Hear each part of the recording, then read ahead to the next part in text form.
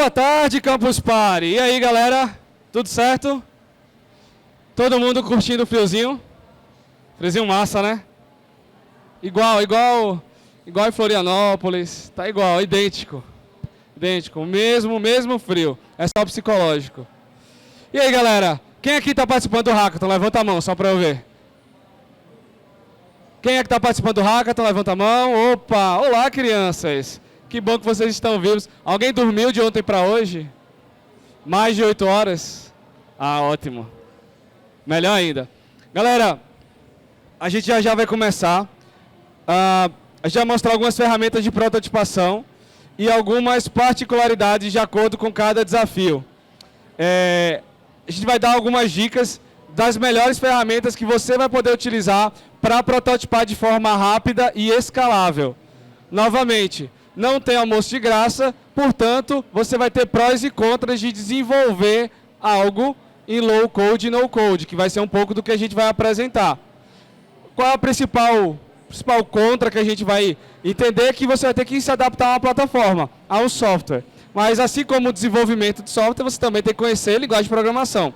Então, dá elas por elas, né? A gente acaba tendo que se adaptar a uma ferramenta. Vou explicar um pouquinho mais para vocês e... Deixa eu ver, que horas são? Que horas são? Oi? 2h50? Ah, então a gente já pode começar, olha só. Já está transmitindo, meu querido? Já está? Para a galera que está online também, olá, tudo bem? Mais uma vez estamos aqui para falar de prototipação de solução, galera. Quem já prototipou em Hackathon? Levanta a mão. Já fez um MVP em Hackathon? Ninguém? Eu vi que o mentor levantou a mão lá embaixo. Edu, cadê você com o microfone? Eduardo. Pega o microfone que... Pega lá. Para entregar pro rapaz ali. Tem mentor que já prototipou em Hackathon. Vamos lá. Quero saber como é que foi essa prototipação. Lá embaixo.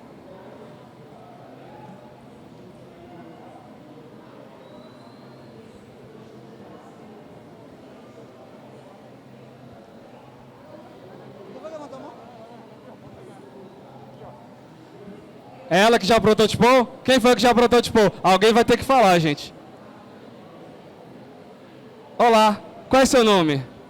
Oi, meu nome é Charlene. Charlene, me conta mais qual foi esse hackathon e como é que foi que você fez esse protótipo. Bom, na verdade, eu já participei de vários hackathons, aí toda vez eu fico com a parte de prototipação. Aham. Então, dependendo do tipo de hackathon, né, existem protótipos que são diferentes. A gente já entregou protótipos feitos no Figma, só para ver a imagem mesmo.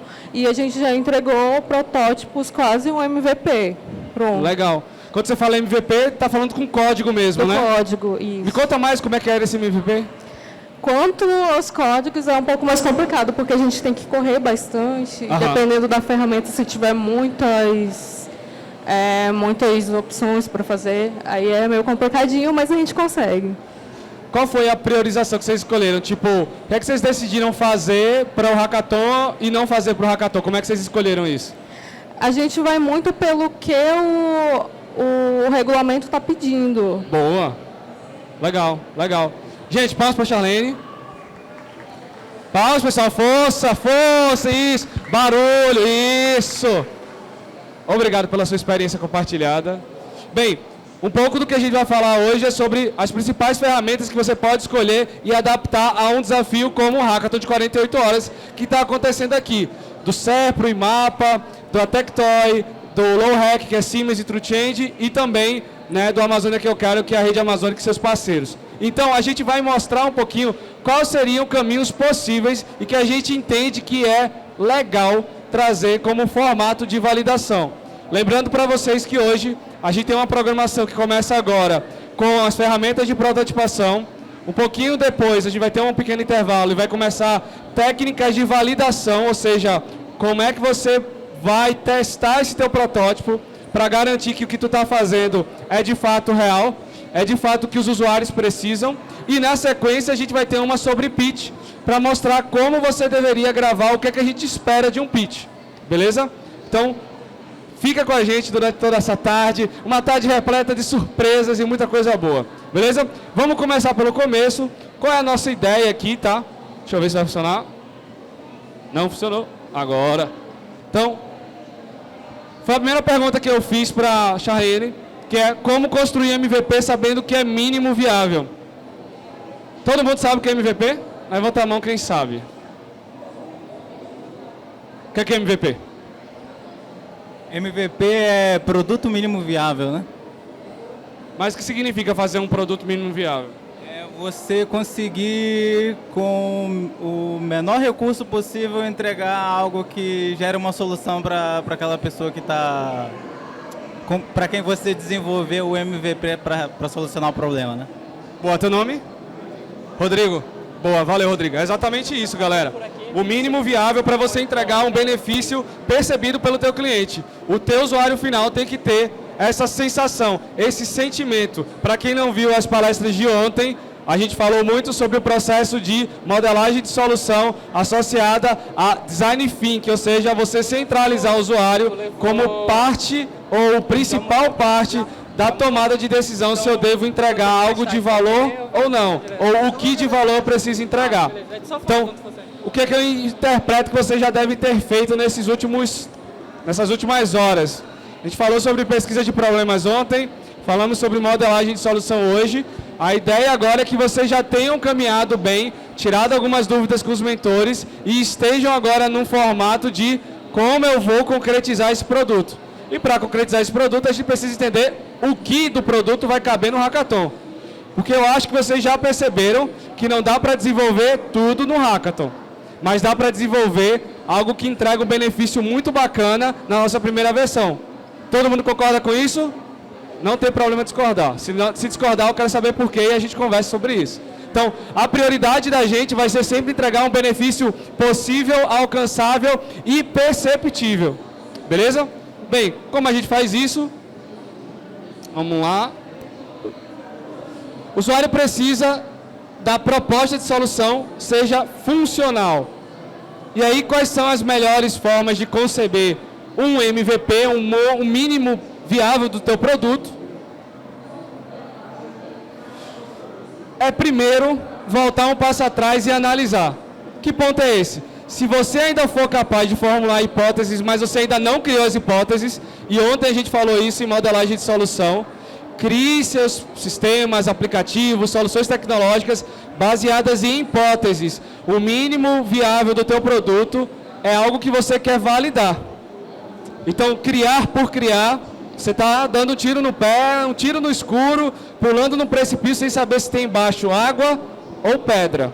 Então, nossa primeira sugestão é, se você chegou nesse ponto, a essa hora, e ainda não formulou hipóteses para tudo, volta, assiste nosso conteúdo de ontem, fala com os mentores e corre, porque todo software, todo aplicativo precisa ser feito baseado nisso.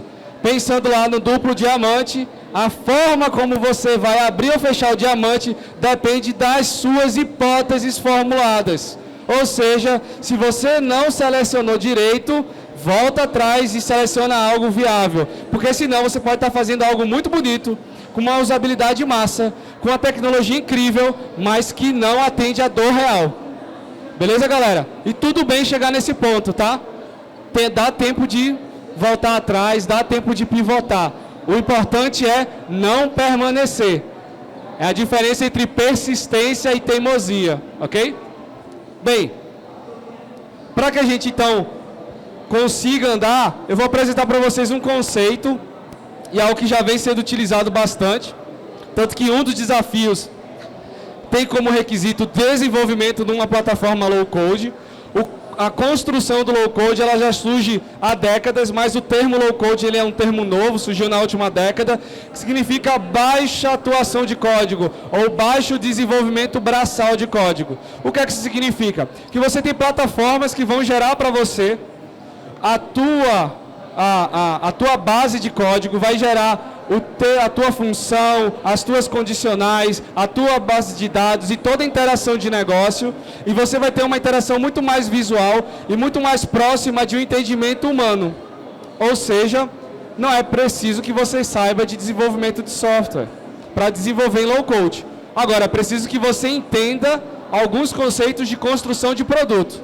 Primeiro conceito de construção é um processo. Tudo que eu vou fazer é uma interação entre a minha solução e o meu usuário final. Não é verdade? Sim ou não? Porque se eu não sei qual a interação que eu vou fornecer, como é que eu vou saber que o meu usuário está usufruindo do que eu estou propondo? Então, primeira coisa que a gente vai tentar montar são fluxos. Todos os sistemas, eu não sei se vocês conseguem ler direitinho aqui, a gente tem vários sistemas. Tem Microsoft, Salesforce, Kirby, eu não sei o que é isso daqui, não dá para ler direito, tem SAP. São vários dos sistemas que se aplicam a desenvolvimento de algum tipo de sistema baseado em ferramenta. Ou seja, tem um sistema que você baixa ele, instala no seu computador e você cria muito mais de forma visual através de processos. Vê que massa. E aí a gente tem uma ferramenta que faz parte de um dos desafiantes, né, dentro do desafio Low Hack, exatamente com plataforma Low Code, que é a Mendix. Vou dar até um exemplo aqui sobre isso. Mas o que é Low Code? São produtos digitais que você pode desenvolver sobre alguma ferramenta. Então, nesse caso, a gente tem a Mendix como exemplo principal que eu vou sugerir para vocês, né, onde você tem um mínimo de atuação humana com codificação. Então, você até tem condicionais, laços, definição de variáveis, alguns conceitos prévios, porém, aquele abre chave, fecha chave, abre parênteses, indentação, um bloco de código, você não tem mais. Ou é o mínimo possível. Por quê? Porque você tem uma ferramenta por trás muito mais robusta que vai te garantir um processo muito mais fácil e rápido. Ele te garante segurança, porque o sistema não vai esquecer de um ponto e vírgula. Ele vai te garantir eficiência, porque é a própria ferramenta que vai montar o algoritmo da forma mais indentada, eficiente possível para a alocação de dados. E, principalmente, ele vai te dar manutenabilidade para você poder fazer, desfazer, entender como vai ficar. Você consegue aproximar quem precisa testar rápido, pessoas da área de negócio, por exemplo. Então, eu sou designer, eu sou do marketing, eu sou da área de negócios. O desenvolvedor que trabalha com low code consegue mostrar com muito mais facilidade um sistema que ele está construindo. Por quê? Porque são fluxos que a pessoa consegue ler em português, por exemplo. Eu vou pegar o cadastro daquele usuário, depois eu vou fazer uma condicional. Se esse cadastro estiver em branco, ele vai me mostrar um aviso dizendo que eu preciso reinserir os dados. Então, tudo isso você consegue visualizar de forma muito fácil e rápida. E, menos riscos a erros, porque, novamente, como eu disse, você não tem mais uma pontuação errada, uma variável que você não definiu direito. Tudo isso, a ferramenta já se preocupa em te avisar e te ajudar nisso. Beleza? O exemplo principal que eu vou colocar para vocês é a Mendix. Mendix é o sistema de low code, a ferramenta low code que a Siemens possui, tem hoje uma abrangência nacional, tanto que a gente tem o Low Hack que está acontecendo agora, que é em plataforma Mendix, a recomendação e solicitação. Então, se você está no desafio Low Hack, você precisa desenvolver seu sistema em Mendix. Beleza? E na sua submissão você tem que liberar os acessos do sistema para a gente poder visualizar o que você de fato construiu ou não. Beleza? A gente tem o low code, ou seja, baixo nível, ou seja, ainda eu acesso o código, faço algumas integrações e preciso desenvolver de fato de alguma coisa. Gabriel, posso usar a Mendix para o desafio Amazônia que eu quero? Posso. Posso usar a Mendix para desafio de Serpro? Posso. Posso usar também para o desafio Tectoy? Posso. A gente teve até um exemplo mais cedo, que um dos desenvolvedores que são mentores do desafio Low Hack, ele desenvolveu um aplicativo em Mendix, exportou o aplicativo para o equipamento da Tectoy e estava lá funcionando, ele estava lá emitindo um monte de notinha. Então é possível a gente fazer isso, Para quem está no Low Hack, não se esqueçam, porque é requisito obrigatório. Para quem não está no Low Hack, é uma boa ferramenta para você começar a construir. Tem uma curva de aprendizado? Tem, como qualquer coisa que você precisa aprender, existem tutoriais que você pode seguir. Porém, tem muito material pronto, tem muito template, tem muita coisa que você pode se inspirar, copiar, colar e adaptar. Lembrando que dentro de um hackathon, cada minuto conta. Então, se você consegue aproveitar isso utilizando plataformas low-code, ótimo. Adote, chame essa plataforma de sua e comece a desenvolver seu produto. Beleza? Até aí, tudo bem? Quem já usou low-code aqui? Alguma plataforma low-code? Levanta a mão. Qual plataforma? Deixa eu... Cadê o nome do... Opa. Boa, Eduardo. Teu nome, chefe? Você. Você levantou a mão? É Fábio. Boa tarde, né? Fala, Fábio. Tudo bom? Eu usei o Bubble. Bubble. Vai ser o próximo aqui que eu vou dar exemplo. Boa. Gostou? Cara, eu achei muito bom, né? Porque ele faz 4 integrações, né? Dá pra fazer um CRUD bacana nele, né? Isso, boa. Então ele tem um banco de dados, tem um front-end, então dá pra tu fazer o back também. Legal. Mesmo que ele seja um pouquinho limitado, né? Mas dá pra fazer muita coisa nele. Boa. Legal. O bom do Mendix, que é por ser uma plataforma mais robusta, então grandes empresas utilizam isso daqui. Né? Eu pude atuar em uma empresa tempos atrás que trabalhava exatamente com isso, em grupos educacionais. Né? Por sinal, alguém da Uninorte aqui, alguém estuda na Uninorte? Opa! E aí, gosta do portal acadêmico? Mais ou menos, né? É desenvolvido em plataforma low-code. Então, vários dos produtos lá desse grupo educacional faz parte de lá também, utiliza low-code como plataforma principal. Bem, eu apresentei para vocês o conceito que você precisa saber um pouco de código, porque vai te exigir um pequeno conhecimento. Existe também o no-code, que segue a mesma linha, porém, ele não exige que você integre ou desenvolva algo diretamente. Para quem nunca tocou em código, está sem desenvolvedor, ou tem algum desenvolvedor que ainda não está conseguindo desenvolver rápido, no-code e low-code são as principais alternativas.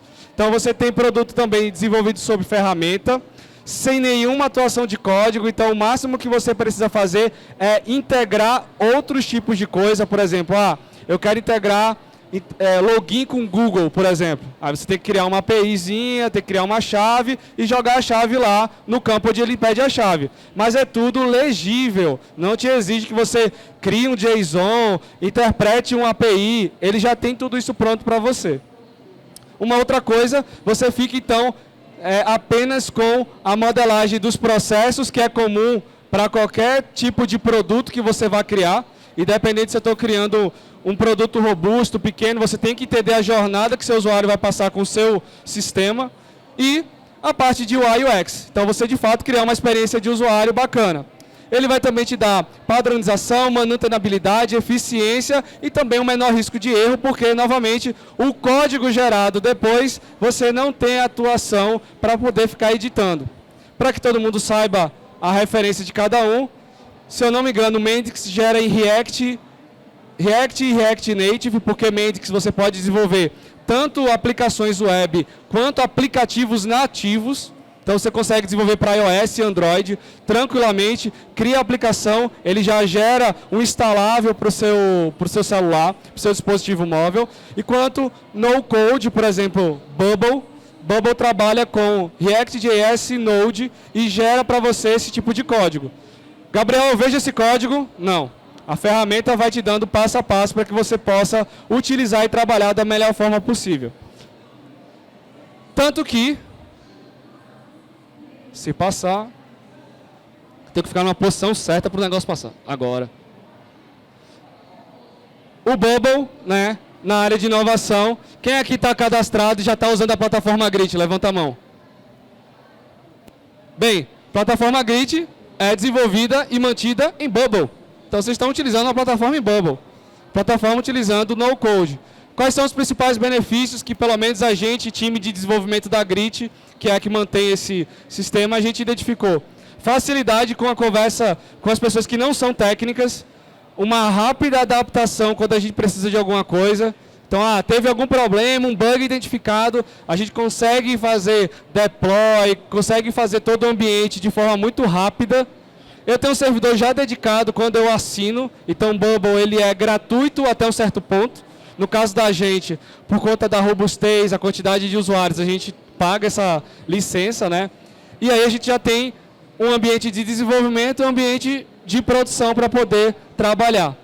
E para completar tudo isso, ele tem uma forte integração com muita coisa. Então você consegue integrar com o YouTube, Facebook, Instagram, Google, você consegue integrar com o ChatGPT, você consegue integrar com outros serviços financeiros, então PayPal, PagSeguro, você consegue fazer tudo isso de forma muito fácil, simples e tranquila.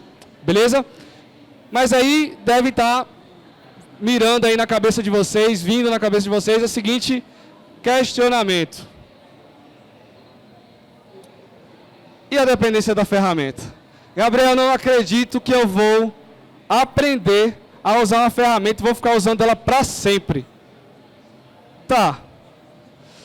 Só para vocês entenderem, é tão incrível você utilizar uma ferramenta low code, no code, que até o time fica mais enxuto.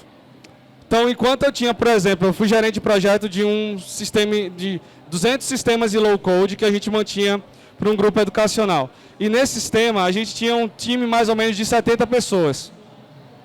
Se a gente estivesse desenvolvendo tradicionalmente, a gente teria mais ou menos pela conta 250 pessoas. Reduz bastante a capacidade e a necessidade de você ter um time gigantesco para desenvolver sistemas simples. Por quê? Porque a ferramenta ela já adianta muito o processo. Gabriel, significa que não vai ter mais dev no mundo? Pelo contrário, isso gera uma necessidade de um padrão de qualidade muito mais alto, né, muito maior do nosso desenvolvedor, do nosso UX, da nossa pessoa de produto. Então a gente conseguia gerar produtos muito melhores, escaláveis, sem precisar engatear tanto, demorar tanto para desenvolver. Tanto que tem casos da Mendix que produtos foram desenvolvidos lá em menos de um mês. E produtos robustos, em que no desenvolvimento tradicional você demoraria 5, 6 meses. Então, a facilidade da ferramenta garante para você sistemas robustos e confiáveis. E aí, o que você economiza de contratação de muita gente sem necessidade, você consegue investir numa ferramenta tranquilamente. Bubble tem um investimento baixo, Mendix tem uma área só para startup, então para quem está começando, gostei da minha ideia, quero continuar, a Mendix tem uma área só de startup, que ela libera a licença durante X tempos, de acordo com o teu modelo de negócio, para que você mantenha seus sistemas, né, com essa plataforma. Então, dentro de uma visão de produto, para a gente validar, sempre vai fazer sentido você validar pela ferramenta que vai te dar maior qualidade de teste e possibilidade de crescimento. Low code e no code surgem como essa alternativa, porque elas geralmente geram código que pode depois ser desconectado. Então você também tem essa possibilidade. Bem, mas antes de começar a cortar o nosso galeto, a gente precisa descobrir qual é que é a ferramenta. A gente precisa descobrir se a gente vai cortar um galeto, um pão, um pedaço de picanha, um tambaqui de banda. A gente precisa entender os fluxos que o nosso produto vai ter, para eu acabar não tendo que cortar um galeto com um serrote, ou matar uma mosca com uma bala de canhão. Então a gente precisa entender primeiro qual o fluxo que a gente precisa prototipar, para a gente entender qual a ferramenta a gente vai utilizar. Quem já começou a desenvolver as soluções? Levanta a mão. Já começou a meter mão na massa, etc. Ainda não, né? Ótimo, estão no momento certo. É agora que a gente entende, antes da gente começar a desenvolver e virar a noite desenvolvendo, o que a gente vai desenvolver e o que cabe no hackathon, gente. Não vai caber tudo, já digo logo.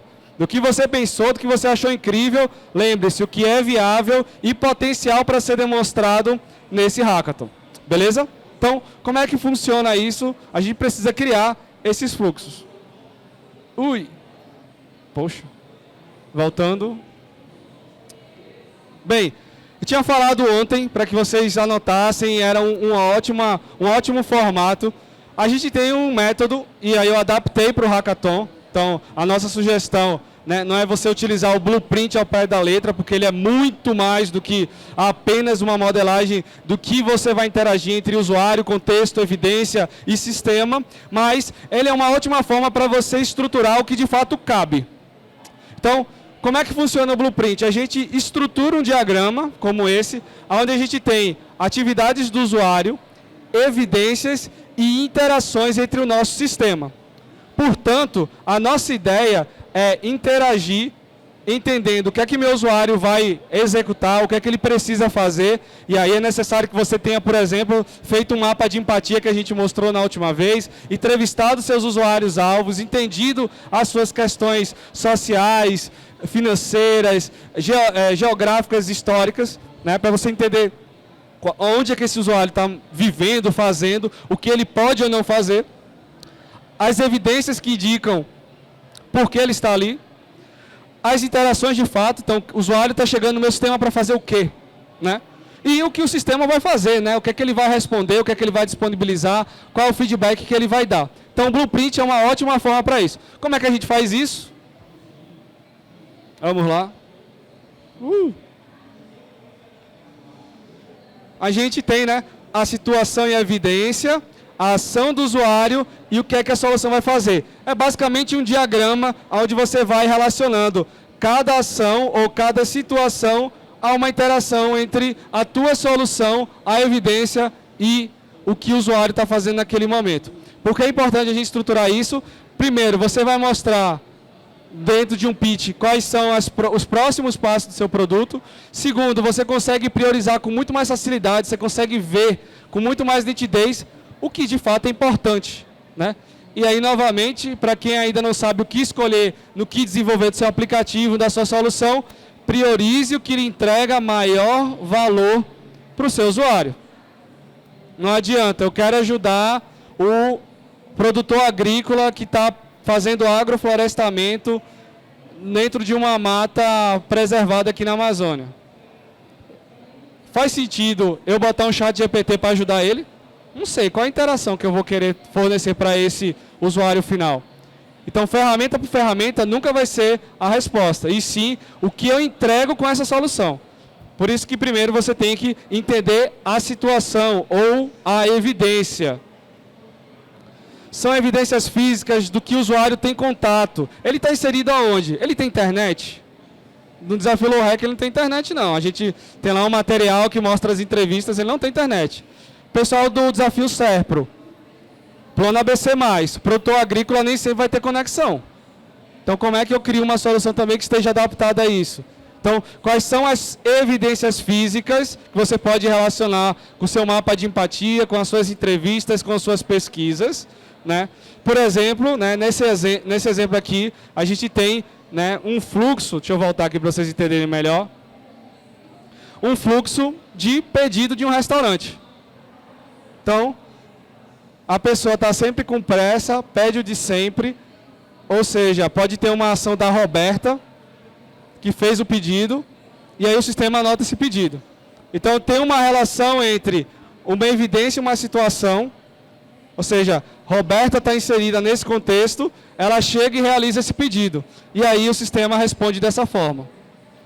Gabriel, posso detalhar mais aqui? Sim, mas você primeiro precisa começar pela interação, pela funcionalidade, pela entrega que você realiza para o seu usuário.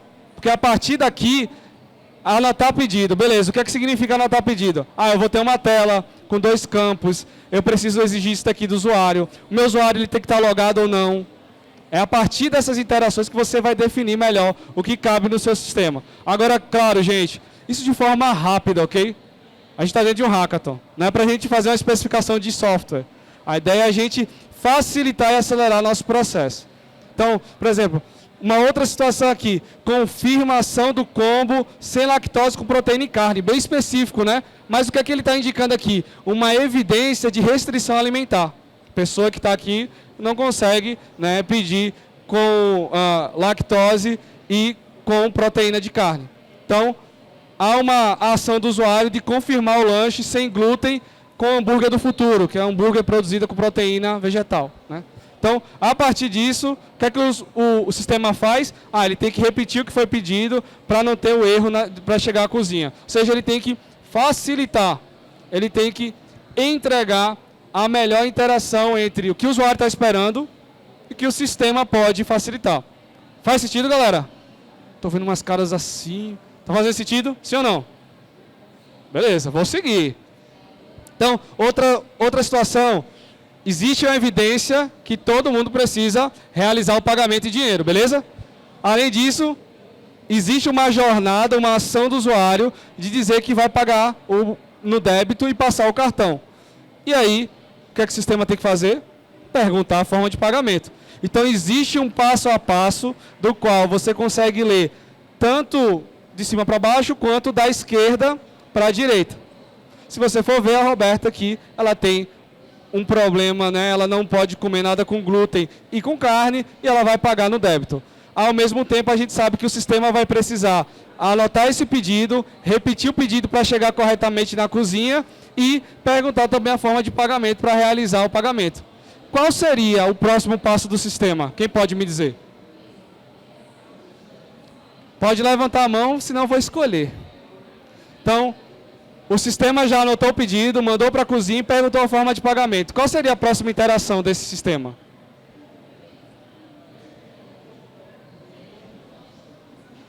Calma, estou chegando. Ele definir se é delivery, retirada. Teu nome? Olha aí, Lucas já colocou, ó. Qual é a forma de entrega? Então, é uma possibilidade, né?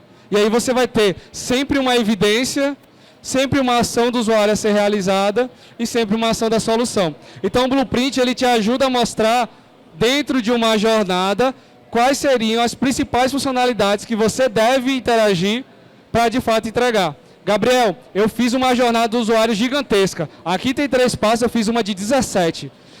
Cabe no meu MVP? Você tem time para desenvolver isso até as 13 horas de amanhã? Se sim, ótimo. Se não, você vai precisar retirar alguns desses pontos. Por exemplo, o ponto do Lucas foi um ponto sobre delivery e entrega. Mas se meu usuário estiver ao vivo, olhando para mim, utilizando o aplicativo, faz sentido eu colocar esse passo? Não, ele está ali na minha frente. Ele não vai retirar o delivery, ele está ali na minha frente. Ele já vai fazer a retirada ao vivo, né, fisicamente. Portanto, a gente vai precisar entender o que de fato traz e é eficiente para aquele momento do nosso mínimo viável. Se a gente não faz isso, a gente corre o risco de não concluir uma entrega final. Porque no final das contas, o que é que eu estou entregando aqui? Quem pode me dizer? Dentro desse fluxo. Não está no final não, tá? Tem uma setinha aqui e isso continua. Mas o que é que isso entrega no final? Tonico. E aí, quem pode me dizer? O que é que esse restaurante entrega no final? Olhou, vai ter que responder. Tá entregando um lanche. Entregando alimento. Então, gente, coisa simples, né? Mas é o benefício perceptível do teu usuário final. Lembre-se dos desafios.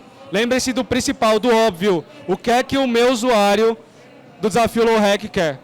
O que é que meu usuário final do desafio Serpro quer? O que é que meu usuário final da rede Amazônica e seus parceiros, da Amazônia que eu quero, quer? O que é que ele precisa? Qual o principal? Cuidado para não pegar o que é em volta, né? O que é a margem do principal. Cuidado. Beleza? Até o que a Tectoy espera. Por exemplo, tem um PDV lá, não é um PDV, é um dispositivo lá com várias funcionalidades que funcionam em Android. O que eu posso entregar de benefício para quem utiliza aquele equipamento? Então eu tenho que testar o equipamento, tá até aqui. Quem quiser pegar emprestado, está disponível. Então você pode realizar isso. Bem, indo de ponto a ponto, o que significa, em forma mais resumida, de cada uma dessas fases, né? Na situação em evidência, a ideia é a gente trazer que teu usuário está em contato. Ou seja, por ser um restaurante, pode ter cardápio físico ou digital, rede social, cardápio na bandeja, mesa e assim por diante. Então, você pode trazer evidências que concretizem a realidade onde teu sistema está inserido. Já na ação do usuário, é onde o cliente está, de fato, interagindo totalmente. Então, a evidência é onde ele está, o ambiente. E a ação do usuário é a jornada de fato. Acessar, pedir, realizar. Olha aqui, ó. Roberta, ela realizou um pedido. O lanche precisa ser... Ela especificou o pedido e ela especificou o pagamento. São ações diretas que o usuário realiza. Então aqui, né, a ideia é explorar as personas destacando suas diferentes características e rotinas. Então, o produtor rural com internet vai ter uma rotina que o produtor rural sem internet não vai ter. e vice-versa. Então a ideia da gente é criar mais de uma jornada de usuário ou uma jornada de usuário que abranja o máximo possível de personas dentro do da sua experiência, da sua entrega como solução. Beleza? Faz sentido, galera? Sim? Beleza. Estão com as caras de assustados, fiquem tranquilos. É assim mesmo.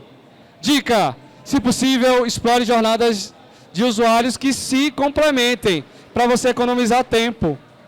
Então não viaja muito. É um hackathon. A gente precisa correr com algo factível, com algo palpável, que é algo que a gente possa entregar na mão do meu usuário para ele testar. Então, otimize seu tempo. Se você está vendo que é algo muito distante, não faz. Bota como a próxima versão. Beleza? E por fim, a nossa ação do sistema vem de interação total do usuário. Ou seja, são todas as ações que o produto tem, né, na interação a partir das ações dos seus usuários ou das evidências. Então, a partir disso, você consegue montar o seu produto. Então, o sistema vai fazer alguma pergunta. O sistema está ali oferecendo a tela de boas-vindas. O usuário nem interagiu, mas ele tem que estar lá disponível. Senão, o cara nem começa. Então, a ideia é a gente também mostrar isso. Então, Blueprint, né, eu trouxe aqui só uma inspiração e um exemplo que vocês podem utilizar e faz bastante sentido. Vamos lá para o próximo. Bem, o que é que eu faria depois, né? Eu como parte de um time, sendo desenvolvedor, entendendo com as pessoas de negócio, com a galera de UX, o que é que eu faria agora nesse momento? Eu estruturaria os principais fluxos que eu preciso fazer. E um ótimo formato é utilizar, para quem é de sistemas, de software, etc., um caso de uso. Então, persona A realiza a ação B com o benefício C que ele quer conquistar. E com isso ele precisa ter tal dado, o sistema tem que trazer tal dado, e aí você cria uma interação, vindo lá do Blueprint, entre sistema e usuário, sistema e usuário. Exemplo mais simples para deixar vocês mais cientes. Sistema de acesso. Um fluxo de acesso ao sistema, um login e senha. Então, o usuário acessa a tela de login, informando o seu usuário e sua senha. E 2, o sistema redireciona, autentica e redireciona novamente para a tela de dashboard. Então, é um passo a passo simples que você pode fazer para a entrega de algum benefício. O que é que eu estou entregando aqui? Eu estou dando acesso para o meu usuário ao meu sistema. É um benefício? É, porque senão ele não pega nenhuma funcionalidade. Faz sentido, galera? Sim? Sim? Não? É contigo mesmo. É? Faz sentido? Beleza. Aí, foi pego de surpresa e ficou. Bem, como é que a gente faz agora, né? Então, primeiro passo, estrutura qual é o fluxo, qual é a jornada do usuário que vai ter entre você sistema, e o seu usuário final. Crie essas rotas. Alguns times, às vezes, criam essas rotas, ou seja, o usuário faz tal coisa, o sistema entrega isso e coloca na mão do usuário para o usuário validar se faz sentido. Se você tiver um usuário perto e que tem um conhecimento legal para validar isso, faça. Se não, a gente já pode começar a desenvolver um sistema, beleza?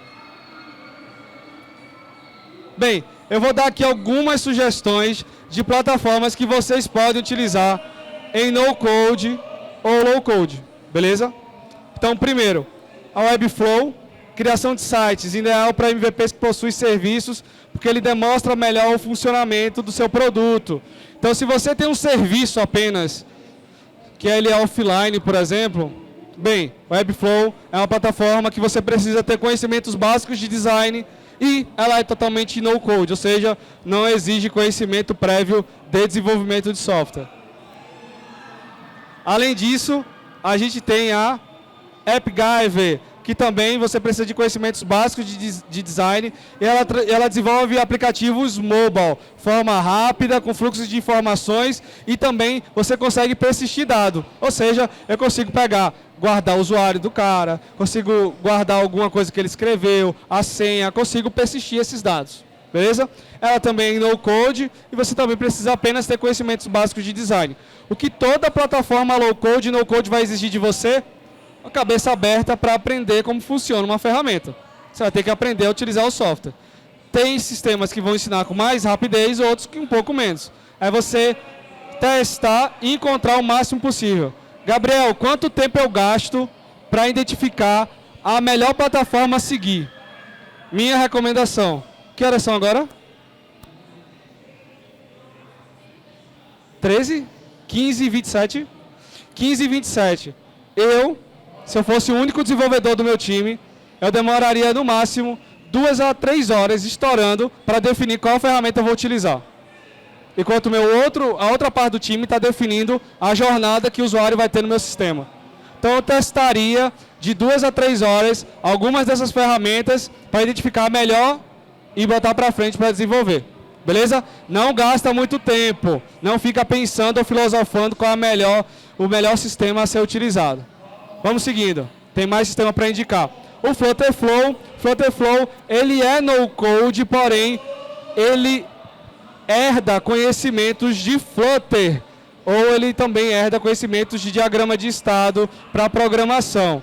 Existe que você saiba alguma coisa de desenvolvimento? Não, você vai ter que aprender a usar o Flutterflow. O que é que ele gera para você? Aplicativos mobile, tanto para iOS quanto para Android. E aí também te dá conhecimento, precisa que você entenda um pouco de Flutter, um pouquinho de banco de dados, porque ele te fornece uma integração com bancos externos, Firebase, por exemplo. Só um minuto. E conhecimento básico de design. Novamente, é no code. Você ainda não tem uma área que você insere um código para poder funcionar. Você consegue desenvolver totalmente na plataforma e tem vários templates prontos. Então você consegue pegar um template de Instagram, jogar lá e começar a adaptar para chamar a sua aplicação. Beleza? A gente tem um Bubble que funciona de forma freemium, que ele gera sistemas e plataformas web. Então ele não vai gerar app mobile para você. Ele serve para gerar sites e plataformas mais robustas. Você pode criar marketplaces, redes sociais, sistemas de contabilidade, né? A Grit é uma grande gestora de eventos. Então, ela gerencia lá dentro, né? Ela funciona de forma freemium, o que significa que ela tem uma parte gratuita e outra paga. A gratuita você já consegue desenvolver aplicativos, você tem uma versão de teste que você pode ficar lá mostrando seu site e você já tem o servidor todo montado. Então você cria um usuário e senha, escolhe um template, instala ele e vai criando os fluxos que você precisa fazer. O próprio Bubble também tem uma área de tutoriais. Tá? O que ele vai exigir de você? Conhecimentos básicos de design, de banco de dados. Não é para você saber MySQL, SQL Server ou MongoDB, mas basicamente como montar um banco de dados ou como montar uma planilha Excel, que é bem semelhante. Entender também de processos, e aí novamente você precisa ter uma jornada do usuário definida entre seu usuário final e o sistema. E é uma plataforma 100% no code. Fora isso, a gente tem outros aplicativos que você também pode integrar. Então, por exemplo, o Zap é um grande integrador. Então, eu posso fazer um sistema e integrar com mais coisas. Eu posso puxar dados pelo Zap e integrar com o meu sistema em Bubble. Posso. Então, tem outros sistemas que você consegue montar. Eu quero fazer um e-commerce, Squarespace, uma ótima plataforma no code para isso. Gabriel, o WordPress é low code ou no code? Bem, o WordPress é uma plataforma de gestão de conteúdo, ou como a gente chama, CMS. Ela não foi feita para você desenvolver sistemas, ela foi desenvolvida para você criar sites e gestores de conteúdo. Ela é baseada em PHP e ela tem atuação com código direto. Então ela é uma plataforma, entre muitas aspas, low code. Ou seja, ela exige que você conheça. Para você instalar o WordPress, você tem que criar um servidor, tem que contratar ele em algum lugar, ou instalar no seu computador local, instalar todo o processo, garantir um banco de dados, integrar ele, para aí você baixar um template. Então, é um passo a passo muito mais demorado. Beleza? Outros aplicativos, o Glide, que você pode montar base de dados a partir de planilha. Então, você cria os dados lá da planilha, e aí o Glide ele vai lendo essa planilha e vai distribuindo que isso pode ser uma tela A, B, C, ele te sugere uma jornada de usuário, e o Adalo também, que é uma das primeiras plataformas no-code, tanto que eles se posicionam como a primeira plataforma no-code do mundo, que também é bem semelhante ao Bubble, tá? Gera aplicações web. Bem, tirando todas essas plataformas, a gente tem a Mendix, e aí se você quer de fato utilizar a Mendix, aí você levanta a mãozinha, fala com a gente. Eu joguei um material lá no Discord dos links da comunidade Mendix para você também poder baixar, ter uma licença gratuita e trabalhar com esse sistema, né, com essa ferramenta, que é bastante bacana, dá para você trabalhar bem, é baseado em fluxos, né? Depois, se a gente conseguir ter tempo, eu coloco um outro momento para a gente poder ter uma demonstração aqui de Mendix aqui no palco. Mas que também está valendo como entrega, tá bom? Só com exceção do low-hack, que é exigência você desenvolver em Mendix. Beleza? Bem. Então, quais são as minhas recomendações para você? Estipule um ponto de corte. Tá lá minha jornada do usuário. O usuário faz tal coisa, o sistema faz outra. O sistema faz outra, o usuário faz tal coisa. Chegou até o ponto final, benefício entregue.